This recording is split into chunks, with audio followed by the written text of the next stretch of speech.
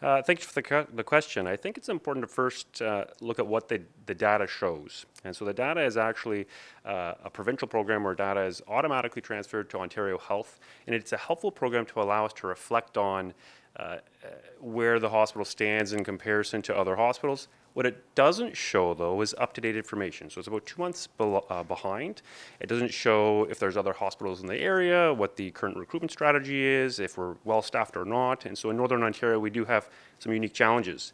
It also doesn't show that we're actually doing quite well for high acuity patients. And so we recognize that there are long wait times for some lower acuity patients, and that's a challenge in our community and across the country.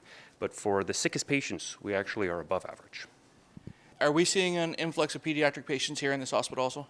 Absolutely. I think we're seeing it across the country, but it's affecting our community significantly as well. We're working with public health to put out some messaging around what to watch for, what to identify, and how best to manage these kids at home. And certainly the hospital is preparing for surge capacity for these patients as we are seeing an influx.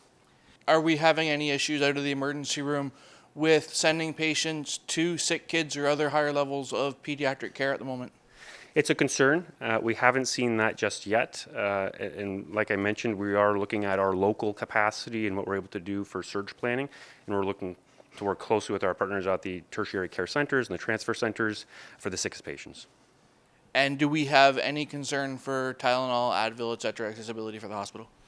It's been a constant challenge. Recently, there have been concerns around access issues. Fortunately, locally, we do have a number of community pharmacists that do have this product available. It's often behind the counter, so may need to be asked for it. And we do have a local compounding pharmacy that's able to continue to make an ongoing supply. So our local issues haven't been as severe as other communities.